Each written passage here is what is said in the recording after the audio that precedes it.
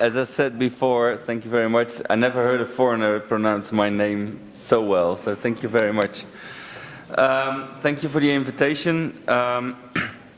Thank you for this, this organization inviting me, and also the Dutch Consulate, to promote the Dutch games industry, but it's not only about the Dutch games industry, it's much more broader. Because we are all in pioneer phase. So I really would like to explore with you the opportunities we have in the field of applied games. I will take it a little bit broader than only healthcare. My name is very well pronounced Juriaan van Rijswijk, and I'm an architect of applied games. We use applied games, or I use applied games instead of serious games. I don't think serious games is the right word, because in every context, every game is serious, and serious has always a negative connotation where it's not fun. So I think we all should avoid the word serious gaming. So please, from now, all of you start using the word applied gaming. Por favor, per favor. My Italian is not so good. As the chair also already mentioned, I'm chairman of the Games for Health Europe Foundation. Besides, I'm running my private company. Games for Health Europe Foundation is organizing every year the Games for Health Europe conference, which will be held on Monday, this Monday. So I've never been on a conference 3 days or 2 days before my own conference, so I'm quite a little bit hectic right now. But if you have time, please visit us on the conference. We have some very interesting speakers. Rafael Grossman, the first surgeon who did who used the Google Glass in the OK Theater. We will be the first showing a live surgery during the conference between a Google Glass and a Google Glass. We're experimenting with Google Glass and games. I will explain a little bit about that later. And every year we have the Future of Health Award, in which we give opportunities of people with good ideas of the field of games in healthcare. And last year, and that's probably the reason I'm here, an Italian company won the Future of Health Award, which is an award of 200,000 euros. It's won by Federico Semeraro, who is a trauma surgeon in the hospital of Bologna, and Luca from Studio Evil, and his colleagues are building the game right now, and I will tell you a little bit about that later, but Luca will probably tell a lot more. We also have, just to give you an idea of that it's kind of a broad field, the director of Skype also will have a presentation on the conference. He's Donald Brinkman. And there, Skype is thinking of happy buildings. And I thought that was very interesting.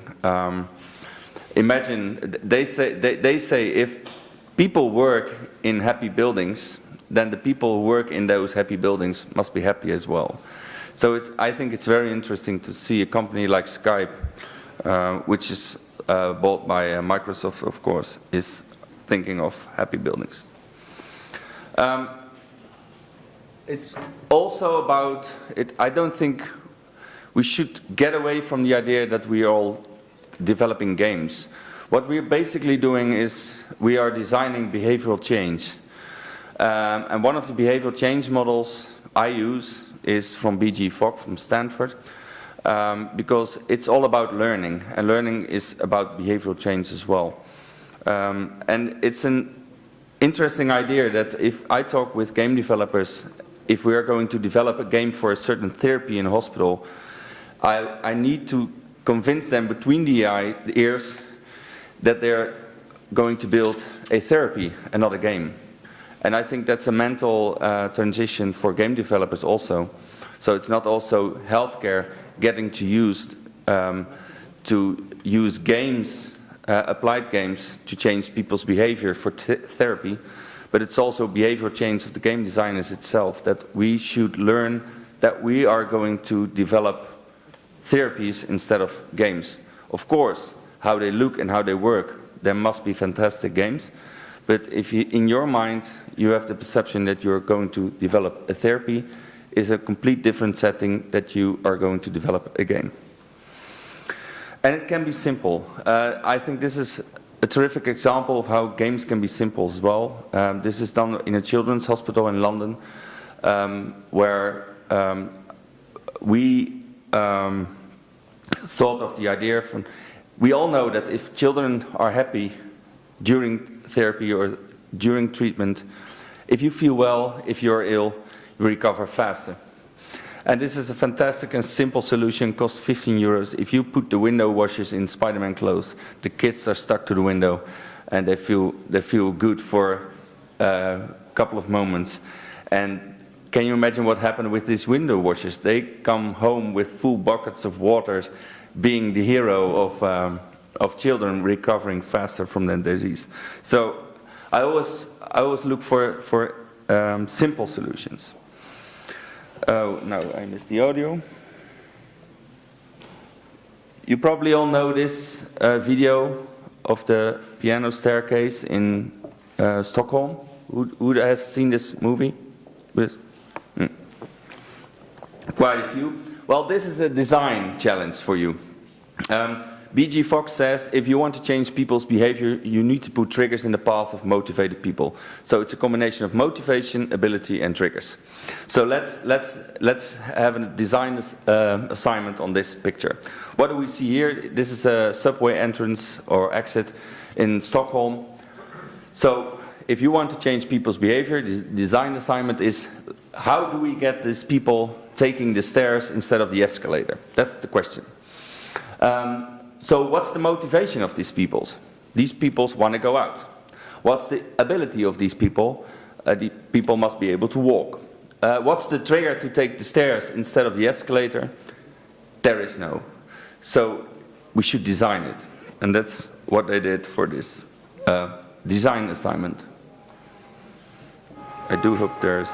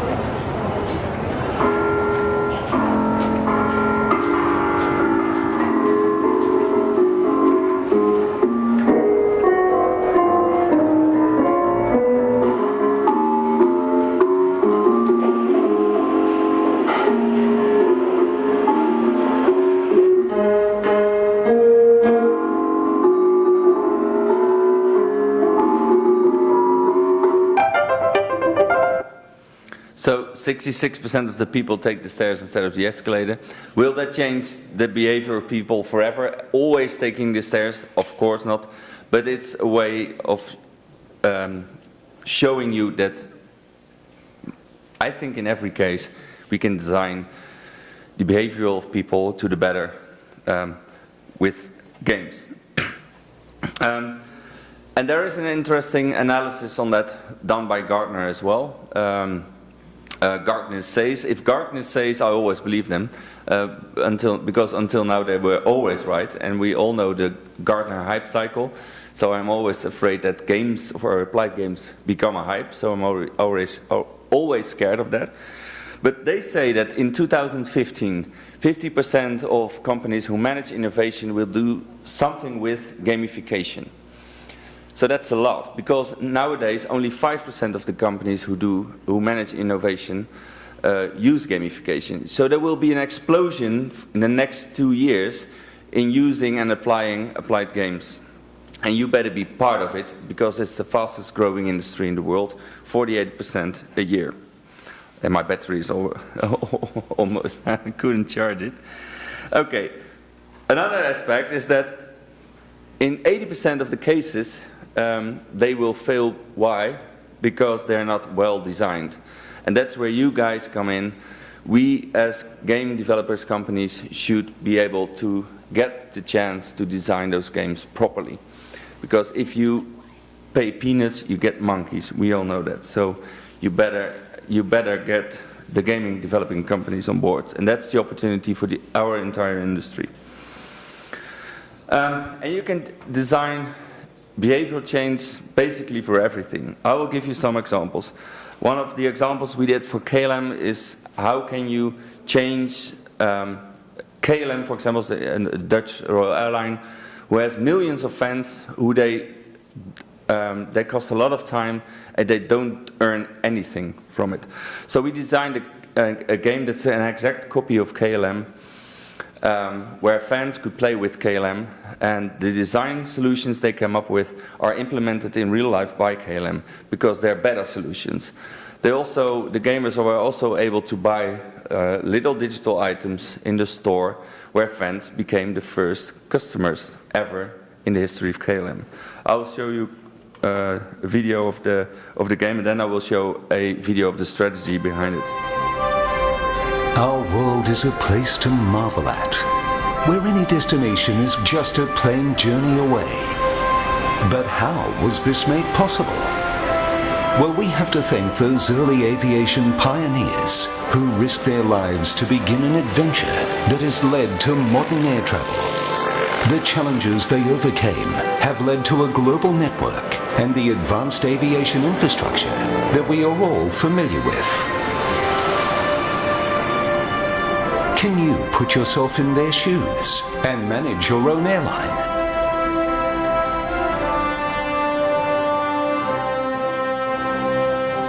So this seems a simple strategy game. It is, of course, but at the other side, KLM uses good solutions designed by people who play these games in real life. And the strategy, and KLM makes applied games now to their core operation, and this is their vision about that.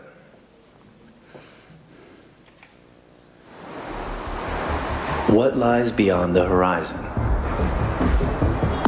We began searching a long time ago and haven't stopped since. Exploring has taken us places we could have never imagined. And even though the world may now seem smaller, every day we still discover.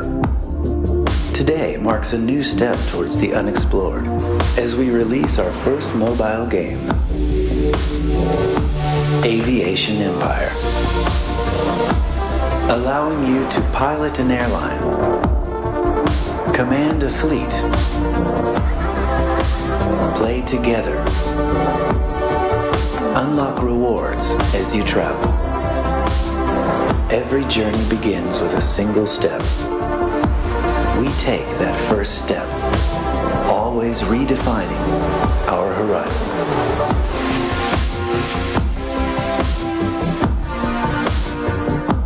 Available now on iOS and Android. So for me, this is a perfect case that games are able to change customer behavior, and that applied games are perfect examples of how we can change companies. And the entire applied game, the entire entertainment game industry is $72 billion. The applied gaming industry is basically all other could reflect to all other activities companies are doing right now. For example, the HR industry is 300 billion. So I think we as a game industry should tap on that. And you can see it everywhere. In London, they manage large crowds of people with using the Oyster card in the tubes by gamify travelers. Where they are freely decide to take other routes. I won't show that video right now. What time do I have? How much time do I have? Oh, I can go on. So this game is used to spread travelers during traffic.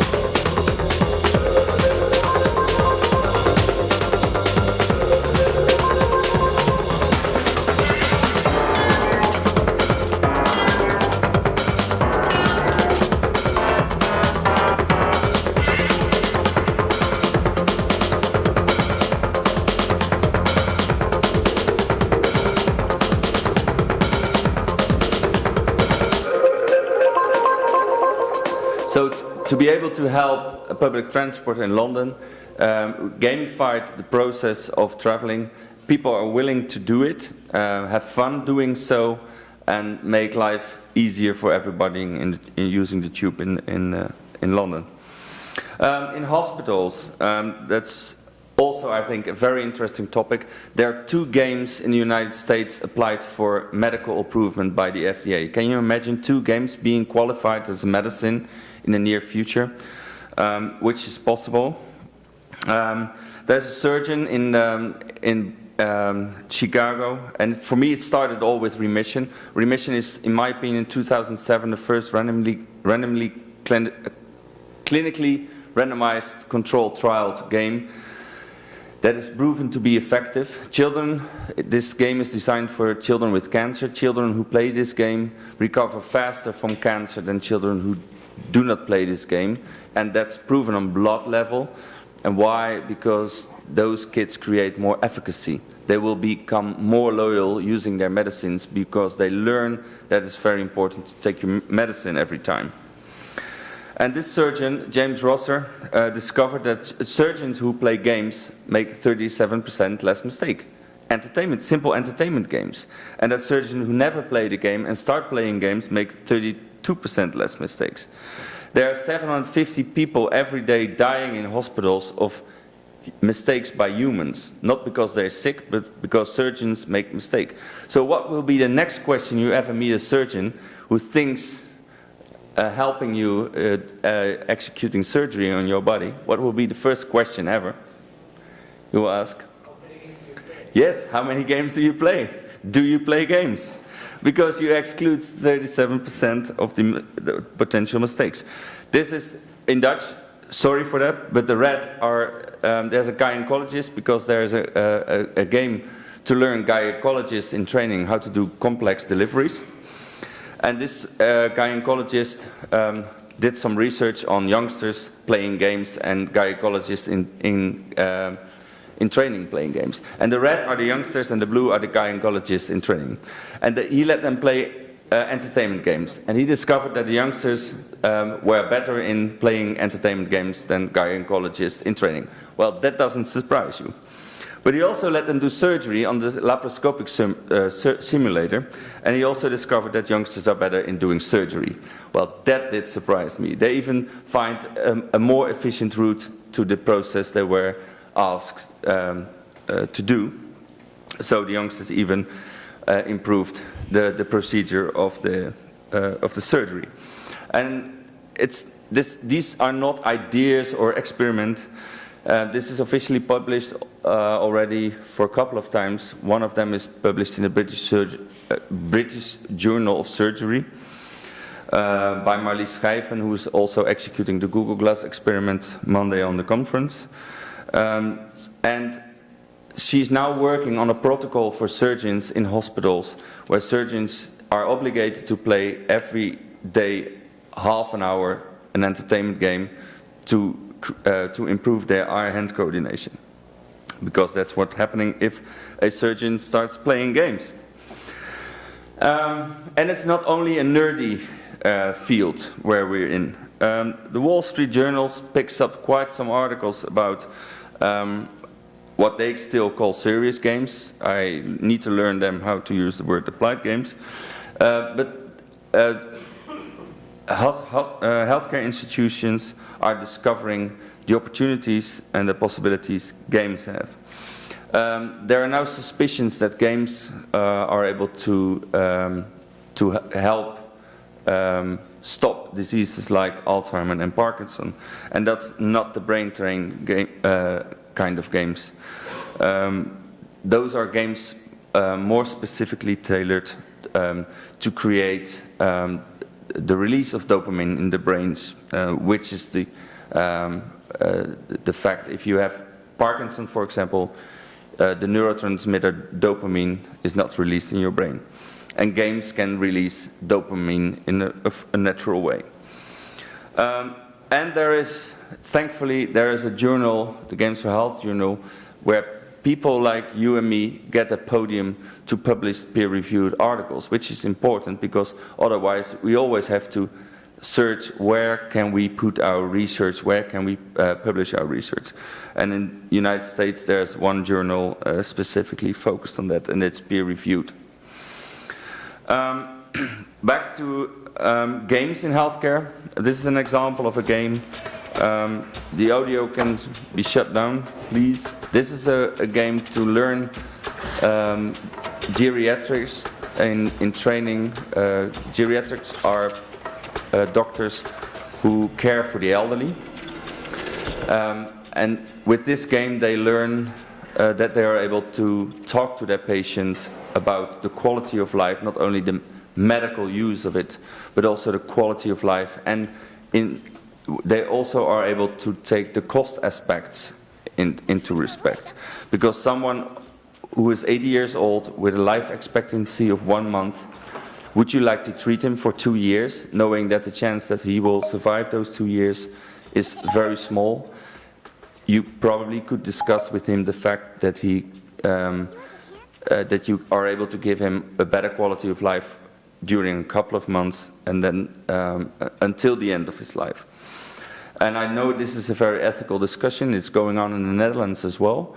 But I think it's a very intriguing way of communicating with young doctors in training and patients.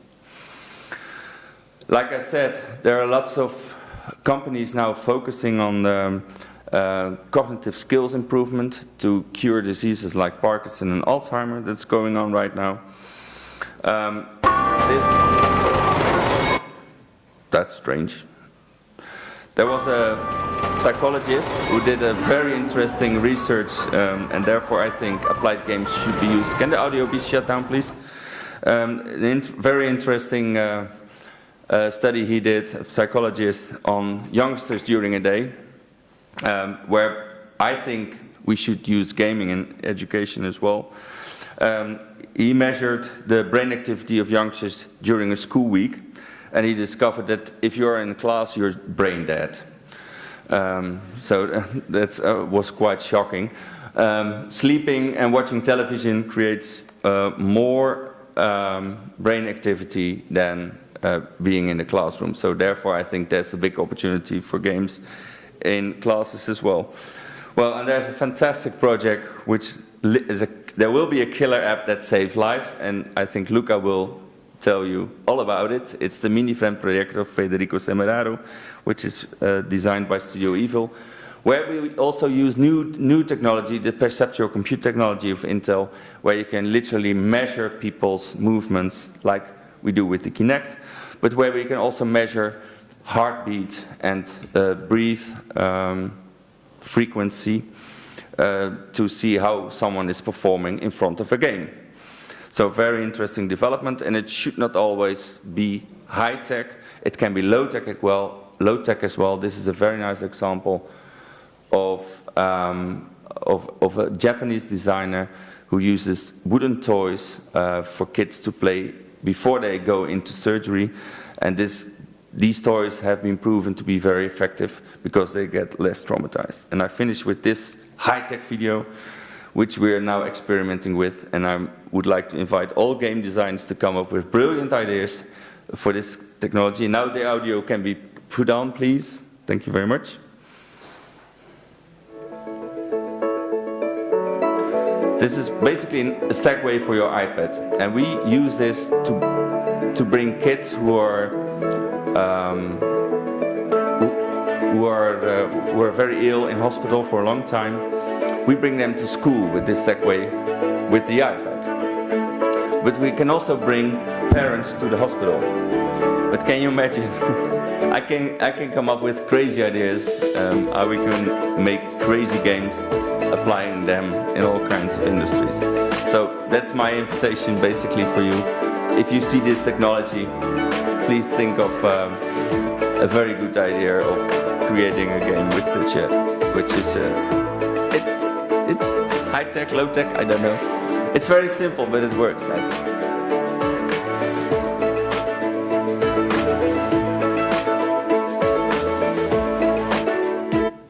And I would like to thank the organization for giving me this fantastic opportunity. Thank you very much. Thank you, Jurgen. Stay with us. Following following